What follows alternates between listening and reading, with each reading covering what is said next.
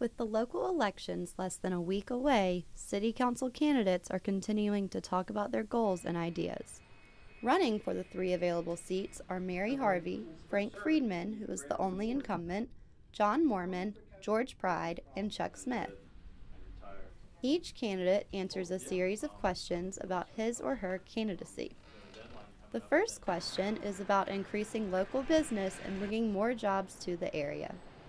The candidates answer the question, what efforts need to be made to make Lexington more business-friendly? First and foremost, though, we have to look at the situation, and we have to look at other localities that have historic districts. And I would start with Alexandria, Virginia, Fairfax City.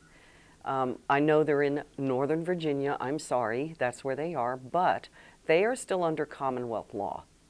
And they have improved and maintained and made selling points of their downtown areas. Working regionally to develop job plans and employment and business creation. In a time where the city is realizing reduced sales tax revenues and reduced business tax revenues, we absolutely have got to do a better job of encouraging and educating local citizens what's available downtown. The block of Main Street between Washington and Nelson, compared what it looked 5 years ago to what it looks like now and what it's going to look like in a year or two, I think the city has a real selling tool to be able to draw in people that want to do business here. And another area that I think that that the Chamber of Commerce can help us with is this new federal Small Business Jobs Credit Act that was passed into law less than a month ago. And it provides some loans to local banks to leverage those loans to make bigger loans to local businesses. Improving the relationship between Lexington and Rockbridge County is another concern that citizens would like to see worked on by City Council.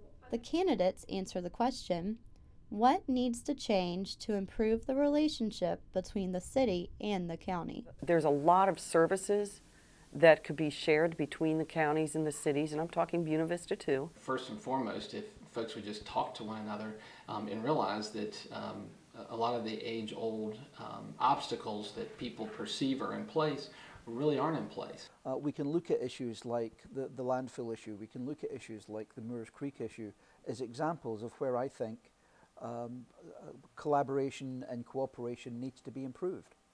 what this county's priorities are and what the city's priorities are kind of divergent, but I guess we need to focus on where they overlap. I think we have to go forward arm in arm with the county and with Buena Vista and present a united front to some of those businesses who may be interested in moving to the area. Each candidate tells the Rockbridge Report why he or she should be elected. I'm approachable. I want to hear what your concerns are. I'm not afraid to talk about uncomfortable subjects. Well, I know I have a passion for our city.